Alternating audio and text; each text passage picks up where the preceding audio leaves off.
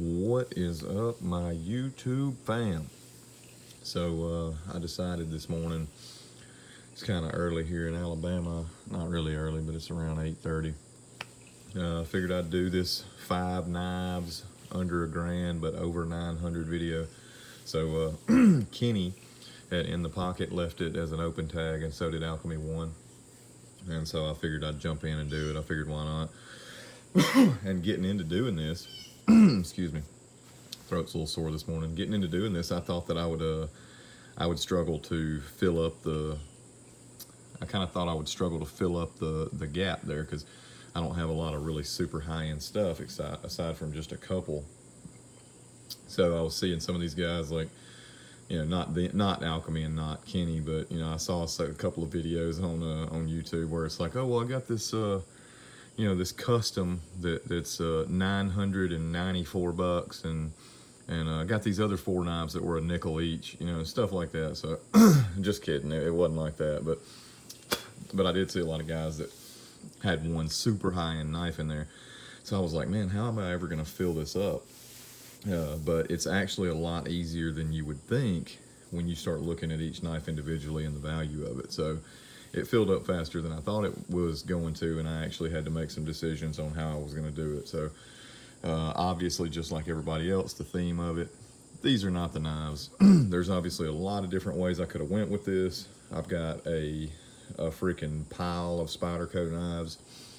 I could have filled it up with those. I could, you know, there's a lot of different ways I could have went, but I actually put a little bit of thought into it and tried to think about, you know, different categories and different types of knives and what different steel types and things like that. I didn't go way far, you know, one end of the spectrum to the other. I just kind of, you know, broke it up a little bit, and I wanted to have this guy in there. I really like the smock, but realistically, if I'm only keeping 5 knives or whatever, however this whole thing was set up, then, you know, then I wanted to keep ones that that I enjoyed a lot more. This one's fun to flick, but it's S30V, and I've got better steels that I could put in there that would serve me better. So that's the way I went. So this one here is obviously a sweet knife. This is the S90V PPT, and a lot of these, there were, you know, I wanted them in there, but I just had to think it over. Same thing with the Shaman, and same thing with the Chef. Everybody that knows me knows this is one of my favorite knives, but there were just better options. So we'll pull these guys off, and then we will start placing the ones that belong. So first and foremost, we'll start off with what I'm sure anyone that's seen my channel recently knew that I was going to put in this list when they saw this, and that is the Spyderco Swish Bowie. I love this knife, and everything that you're going to see is going to have like this moisture dew type on it. It's they just came out of the air-conditioned house. I'm on the back porch, and I'm in Alabama, and it's nice and humid this morning. So the Swish Bowie, I love this knife. I love the way it fits in my hand. It's CTS XHP. Spyderco does a really good job with their XHP, and this knife would fill a couple different roles, because in this you know, potential, you know, 5 knives, whatever, I'm not looking at them as, oh, this is a knife I wouldn't use. I'm looking at every one of these knives as if I would use them. So this would be something that would be nice and tough, something I could count on. Blade stock's fairly thick, something that I could put to work and not really risk breaking anything, I wouldn't think. So that's number 1. Retail value on that was $280, if I'm not mistaken. Some of these could be off, guys. There's a couple knives in here that aren't offered. One of them's like a Sprint or an exclusive, and so some of that stuff you kind of struggle to find the original value on. But as far as I know, this was $280 when it first came out. So second one up is the one that I was just talking about. I believe these were an exclusive. This is the titanium frame lock version of the military with the carbon fiber on the front. And excuse the lighting, it's not fantastic. Let me get rid of this notification here. It's not fantastic. It's still kind of early, and the sun has not quite made it over the house yet. So I was going to do this on the front porch, but it's blazing hot, and the sun would have been glaring off of everything. But Yeah, so retail on this one was also, I'm almost certain, was 280. As far as I could find, I found some on certain websites at like $400, which I know is not right, even though that says, you know, new and whatever. Not a used website or anything like that, or a flipper website. But this is the S90V, and it is carbon fiber on the front. It's a frame lock. It's got that nice the lock insert there. I mean, it's just a really, really nice knife. I love the military, but I love this version absolutely the most. This thing is fantastic. It's a trustworthy knife, and I thought, okay, it'd be nice to have a nice big, you know, tough slab of S90V in my list. So that's why this one made it in.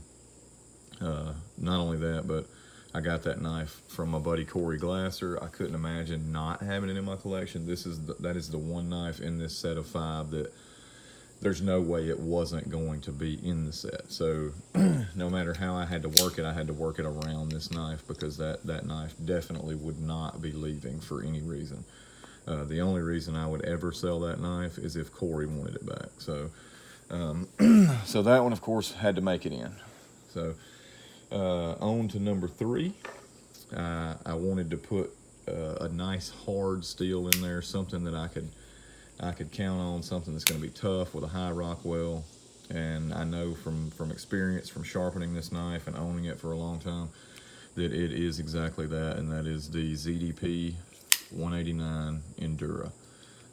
It's a fantastic knife. It fits my hand well. It goes along kind of with the theme of the big long, you know, sticker, but it's just something that I really like, and I couldn't imagine not having an Enduro. I've got 2 right now. I've got this one, and then I've got one that Mr. Jeff Lawfer, that owns the cutlery shop, sent me right after my surgery, and it's the HAP 40 laminated version with the orange with the black splotches on it. It looks really cool.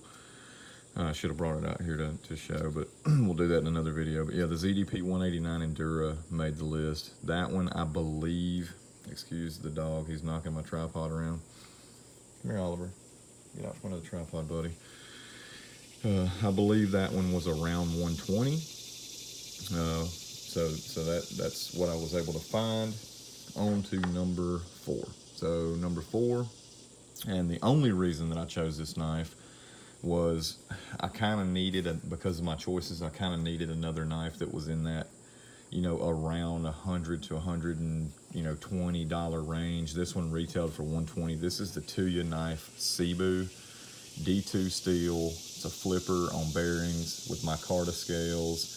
It's got all these nice blue accents. And again, I'm sorry the lighting is not fantastic here, but it's just a beautiful knife, and I really enjoy playing with this knife. It's got that fidget factor, and that I really wanted one of my knives at least in this list to have. This thing, the action on it is brilliant. I mean, there is zero blade play in this thing.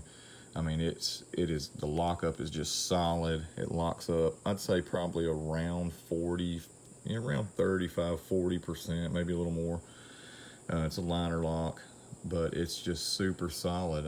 I played with this knife at Blade Show. I actually bought this one at Blade Show from Mr. Dave Warren, and I was really, really, really happy with it. I like the pocket clip. That pocket clip has that nice curve in it, so I mean, the way that it fits in your hand, I mean, it lays in there so perfectly. They definitely did that contour not for aesthetics, but for grip reasons, because the way that it lays in your hand, that curve, obviously there's no way I can show you because it's on the inside, but if you could see through my freaking hand, you would understand what I mean. The way that it just sits in there, it follows the contour of your hand so well.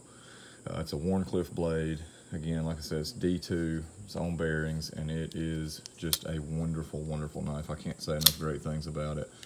They are fantastic, and I play with this knife constantly. I can't not. When I first got it, it was not as drop shut. A couple of drops of KPL, and this thing was fantastic. And like I said, it's rock solid.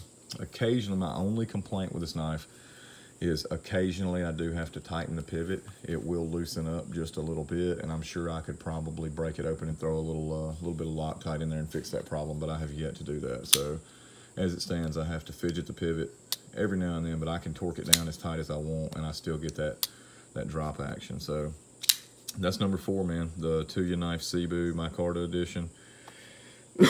And the very last one on the list, obviously, is no surprise. That is this Kaiser Nomad that I am madly in love with. I can't get enough of it.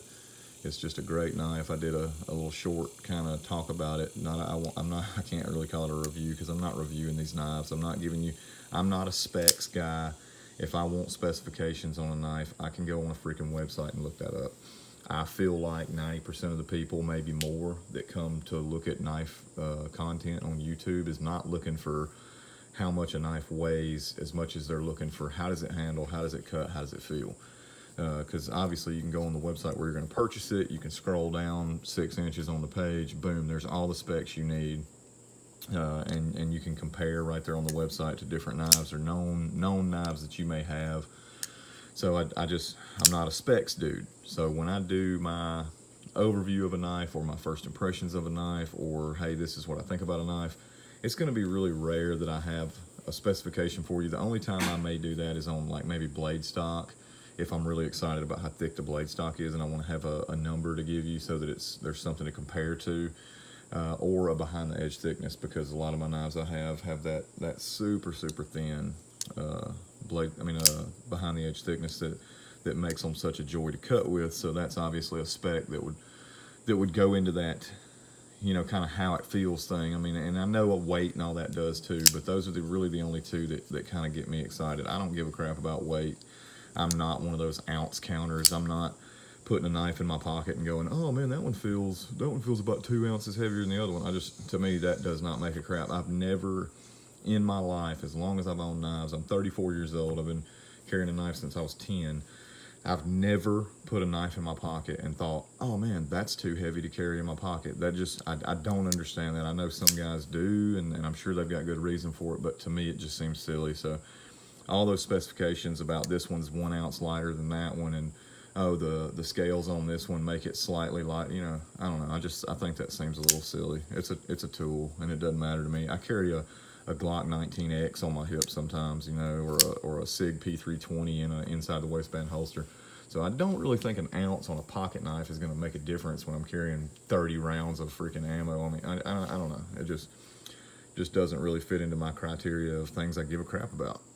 So that's why you don't see me talking about too many specs, is because I think if you need them, you can get them very much easily, you know, way easier rather than watching a 16-minute review. I feel like that's kind of not a really great way to get that little bit of information you're looking for. But I more or less feel like on YouTube videos like this, I feel like it's a better platform to talk about how you like the knife and how the knife handles, and you know, your personal opinion, because that's what really matters.